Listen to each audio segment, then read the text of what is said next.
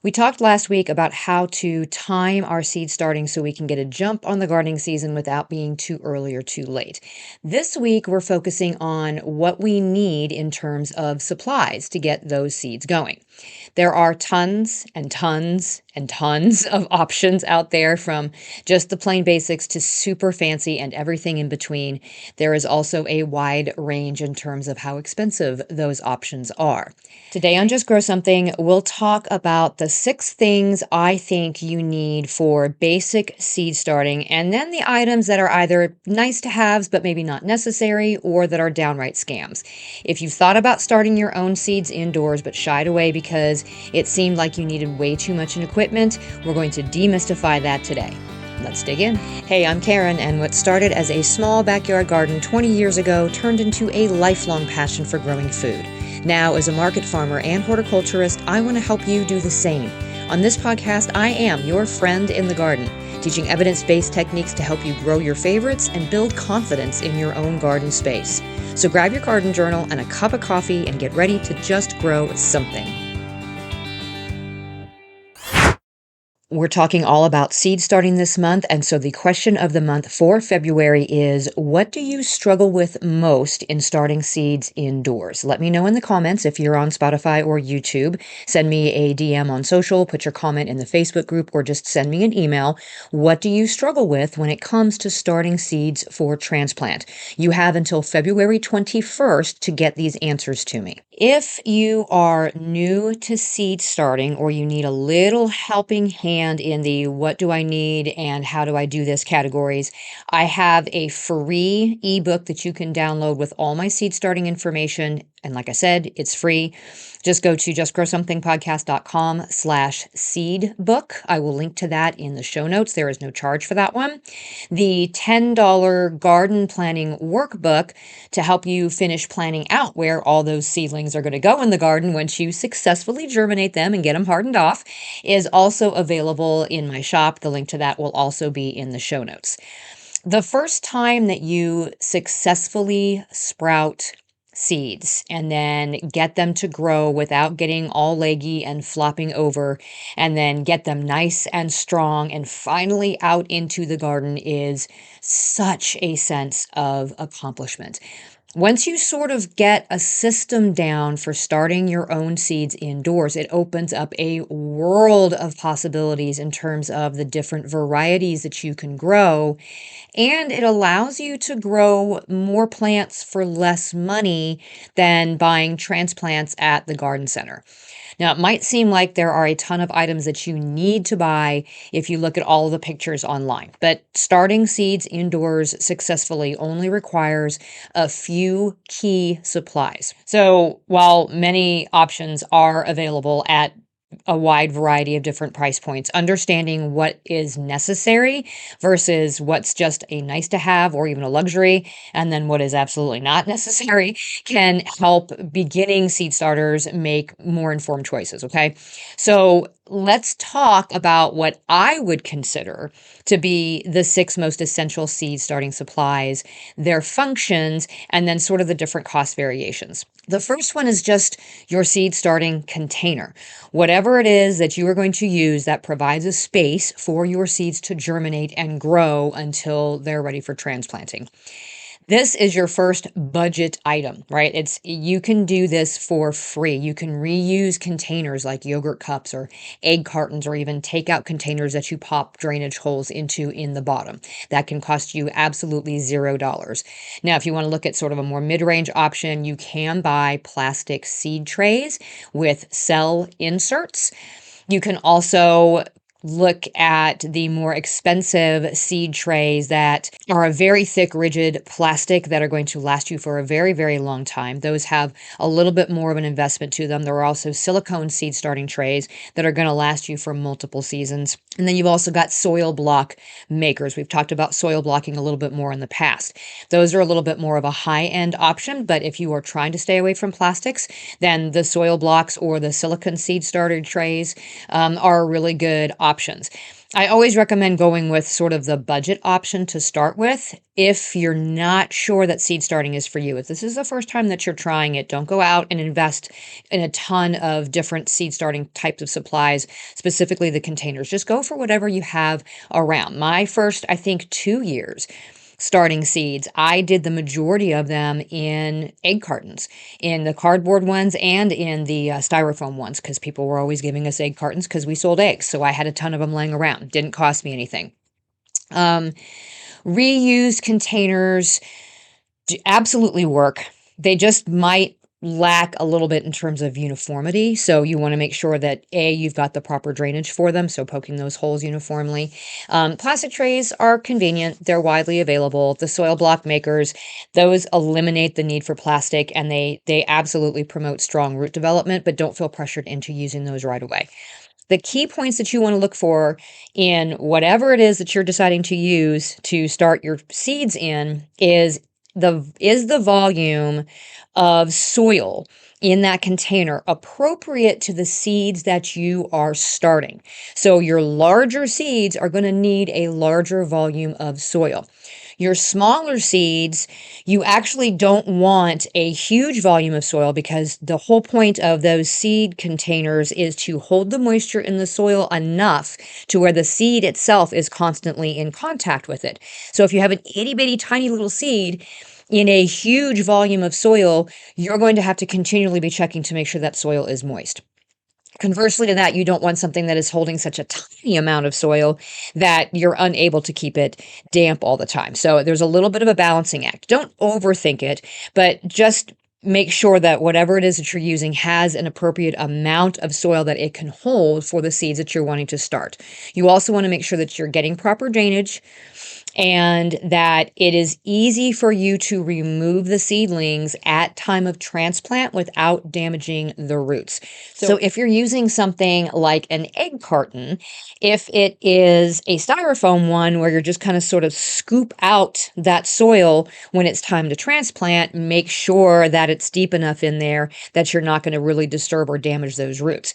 If it's the cardboard version, the fiberboard egg cartons, then those can basically just get planted right into the ground because they're going to fall apart. So you just kind of break the bottom open and drop them in.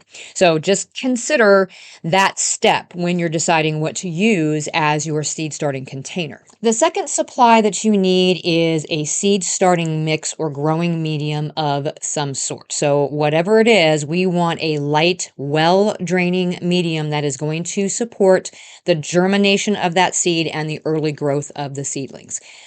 You can do DIY mixes, right? Using, cocoa coir and peat moss and perlite, mixing it together. There's all kinds of different recipes out there on the internet for making your own seed starting mix. I generally don't recommend those recipes that contain compost or any type of a soil component for beginning seed starters.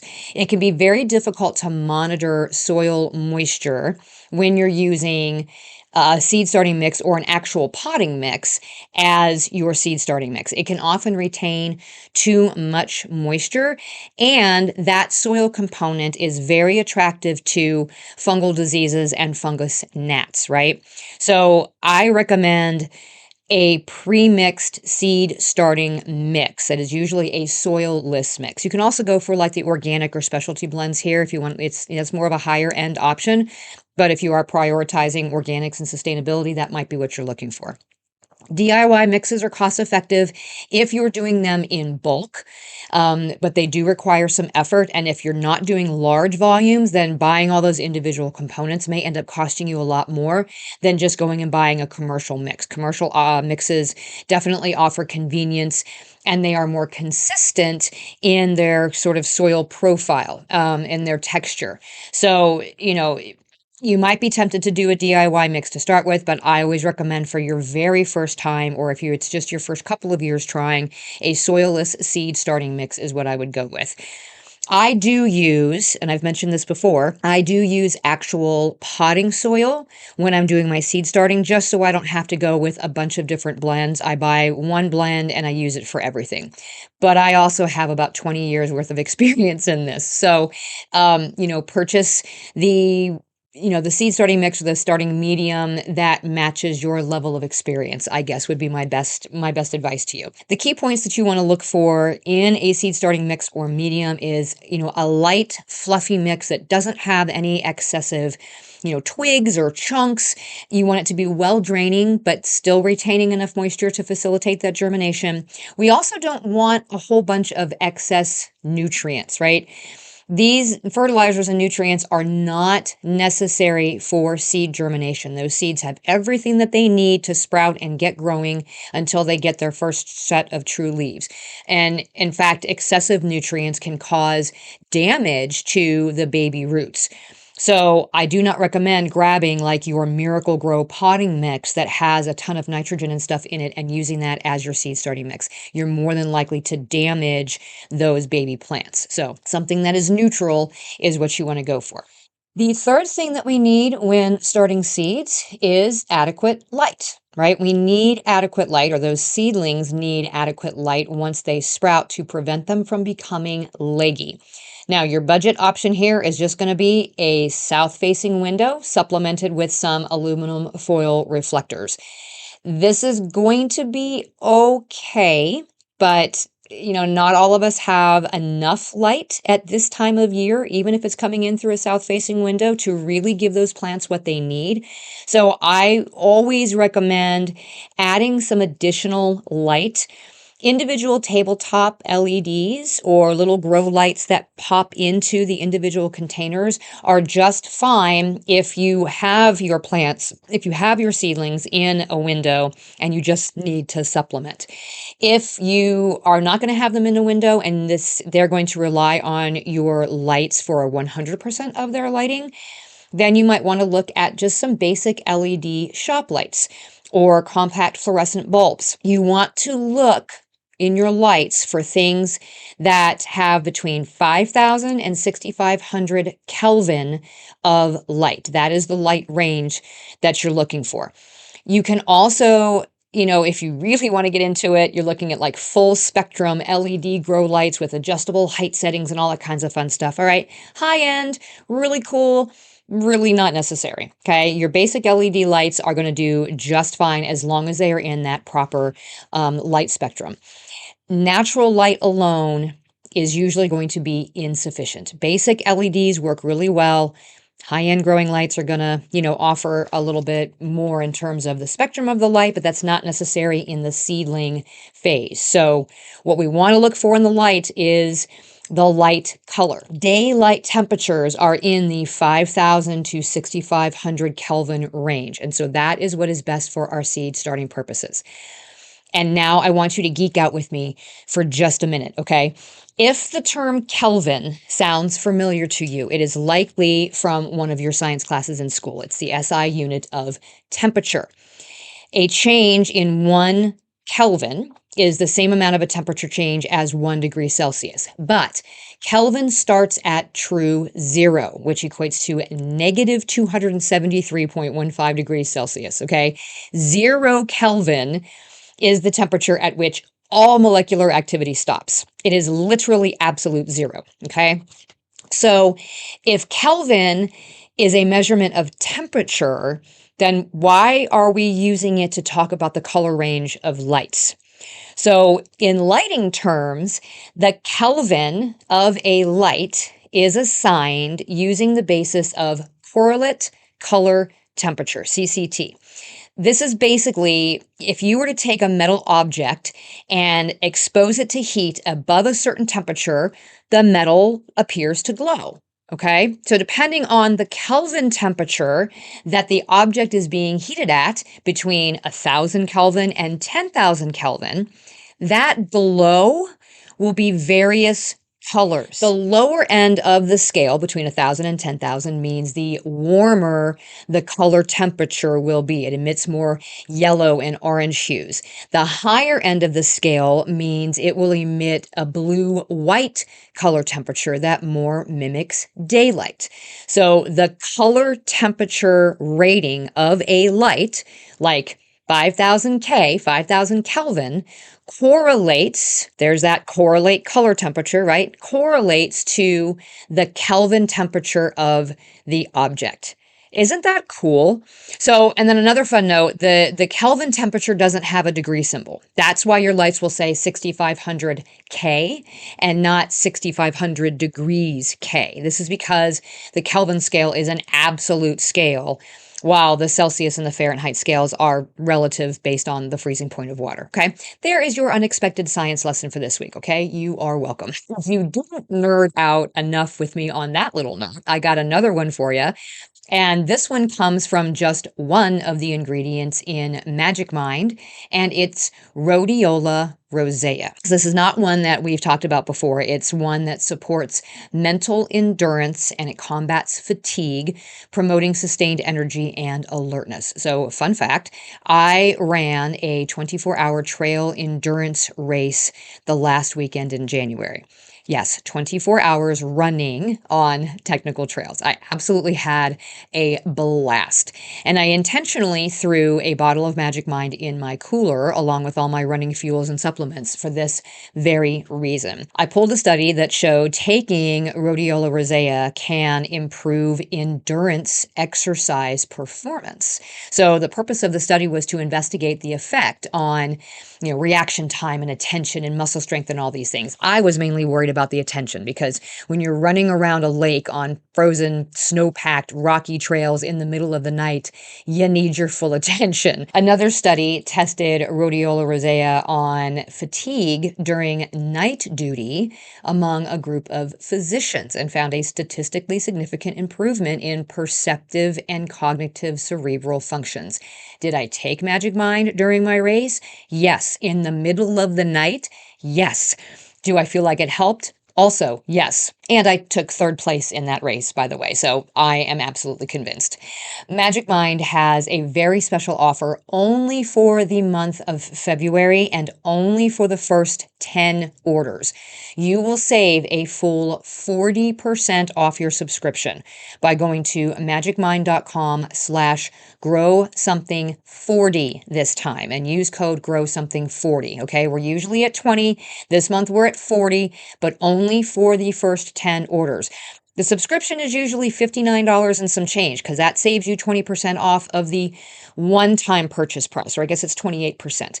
And then if you use this special code this month, you get it for $32.59. But this is only for this special, and it's only during February, and it's only for the first 10 orders.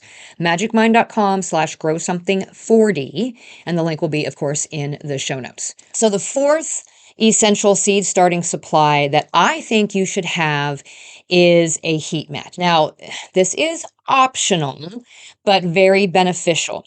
We want to provide consistent warmth to the soil to promote germination, especially for your heat-loving crops like peppers and tomatoes. But your cool weather ones also prefer a warmer temperature as well. Now, your budget option for this is to place your trays like on top of a refrigerator or near a heat source, or whatever it is that you are using to germinate your seeds in, not trays, but your containers. Put them somewhere where it's warm and it's consistently warm. You can also kind of double down on this a little bit by watering your seed starting mix the first time with very, very warm water, around 100 degrees Fahrenheit. So this is going to sort of pre-warm that soil. And then when you plant the seeds, then you want to put it someplace where it's nice and warm. This is fine. It's just not super consistent. So the heat mats definitely speed up the germination. It's just, yes, room temperature seeds can still sprout. They're just going to sprout more slowly. So I prefer to use a heat mat. I use them on just about everything that I sprout, with the exception of maybe lettuces. And a basic seedling heat mat's going to run you about 20 bucks. Okay. You also have some higher end ones. They've got adjustable thermostats and you can daisy chain them together and all that kinds of nonsense. Not really necessary. Might be a nice to have if you continue to expand your seed starting setup. The key points that you want to look for in a seed starting mat is it should raise and maintain the temperature at the soil level to between, 70, 75 degrees, maybe 85 degrees Fahrenheit. Okay. This is generally referenced as 10 to 20 degrees Fahrenheit above room temperature. It also should be water resistant and it should not be flimsy. You want it to be durable so that it stands up to years of use. My first heat mat is still going strong 18 years later. So it's a great investment if you get the right one. I will link to some really good recommendations for some heat mats in the show notes for you. Your fifth supply for seed starting would be water. Okay. And you kind of want a system, and might not be what you think. You need to keep the seedlings evenly moist, but we also don't want to be displacing those seeds or causing overwatering. So the easiest way to do this is to make sure, number one, that your seed starting medium is, well watered before you plant the seeds so that you don't have to pour water over top of them again. And disturb them in that way. And then use a spray bottle or even, a repurposed water bottle that you've poked holes in the cap with, just to be able to spray the water lightly over the top in case the top of the soil dries out. You can also use a watering can with a very, very fine spout and do it very, very slowly. Now, there are high-end versions of this. You can do like a little automated drip system. There's capillary matting that you can get and put in the tray and then, fill the water with it and put the trays on top. I don't even have these capillary systems. I don't have automated drip system, and I start thousands of seedlings every year. So don't think that you have to go buy something that's super fancy. A spray bottle will do you just fine. The mist is a better idea anyway because it's going to prevent that soil disturbance. What I will say is it's important not to use trays that hold a ton of water in them until after your seedlings sprout. Bottom watering is great for once your seedlings have sprouted because we want to train those roots to go down for the water instead of up. But if you put your seed starting mix into a tray that's holding water, that soil or that seed starting mix is just going to stay waterlogged the entire time. And that's actually too much water. So you can actually do sort of a DIY capillary wicking system by placing a couple of layers of felt in the bottom of the tray and then putting water in it. So the felt soaks up the water and then you put your seed starting containers on top of that and then they soak up from the felt. That's fine. But I would not sit them directly into water. If you are going to do that because you're not going to be able to check on them very quickly, then just do a little bit of water. You're better off having it run out and dry out just a little bit than you are having them completely saturated. I just use a spray bottle. If it tends to get very, very dry, I might do a little bit of a watering can with a fine spout, but that's it. Okay. We just need to have something set up ahead of time so we know how we're going to get water to those, the seed starting trays. And then number 6 is airflow. Okay. Plants need to breathe and they love to dance. So stagnant air around your seedlings can actually create a breeding ground for fungal diseases. And the heat from the lights being so close to the plants after they sprout can also heat up the air around the plants. And that's going to inhibit growth.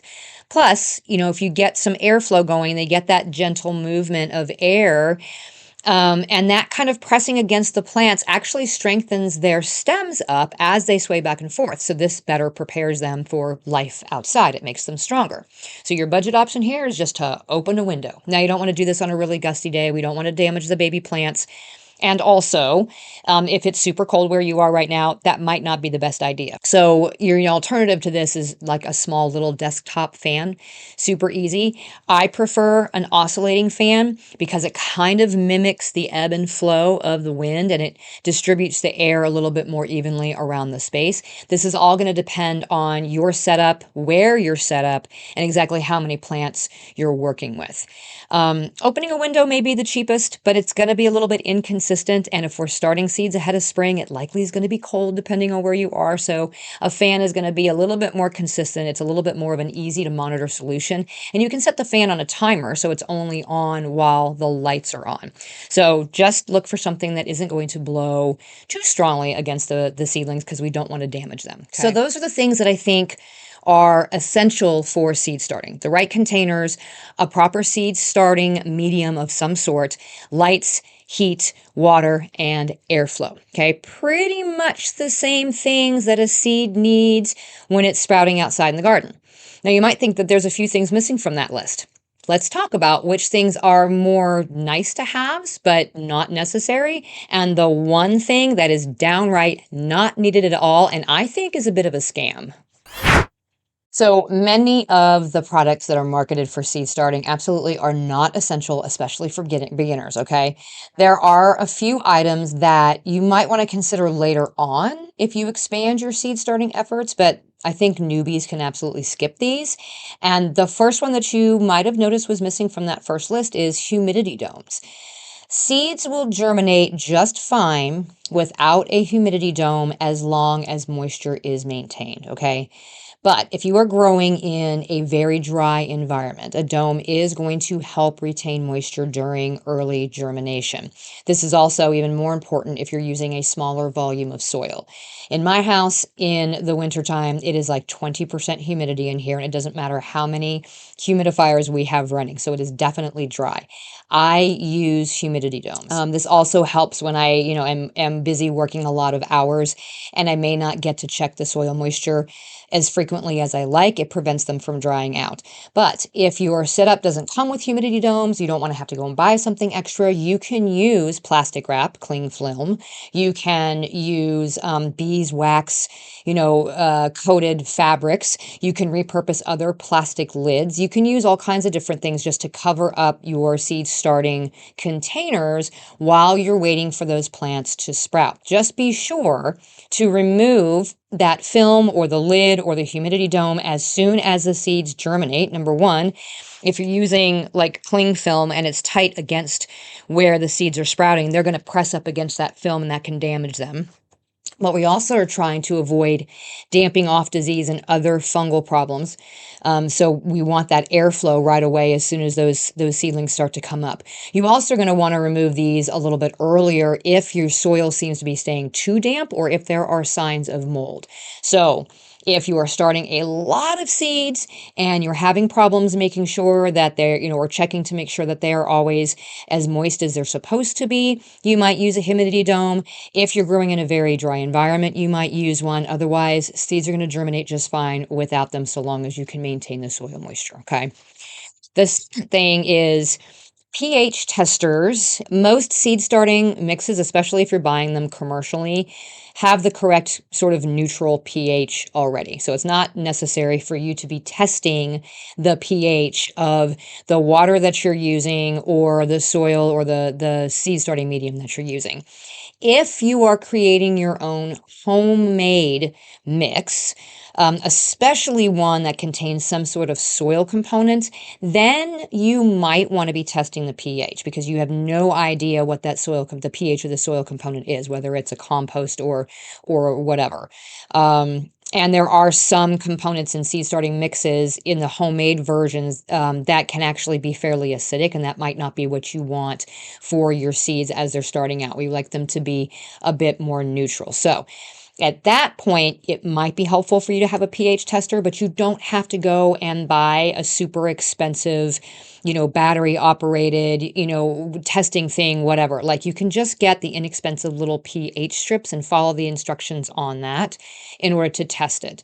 So this is not something that is necessary for you to get unless you are falling under some very specific circumstances. And most beginners are not going to fall under those circumstances, okay? The third thing would be really expensive LED grow light stands. These are nice to have if you get to the point where you need adjustable lighting for multiple trays because you are starting so many seeds and you have to rotate them through, or if you are very, very limited on space and you really can't come up with some sort of a system all on your own.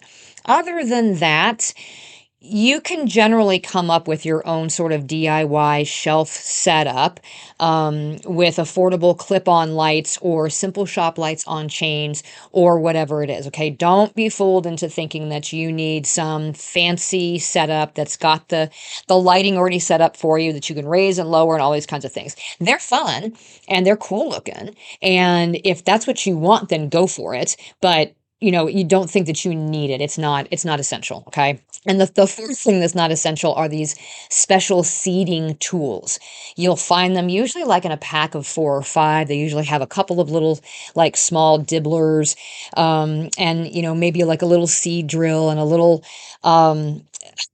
container for like tiny seeds where you're supposed to just be able to tap them and shake them out. Look, these might look cool. They aren't needed for a very small setup. If you're only planting a handful of seeds, you can use the end of a pencil or a pen or a stick even to dibble the holes that you want to drop your seeds into. You can use tweezers for small seeds if you're only planting a few.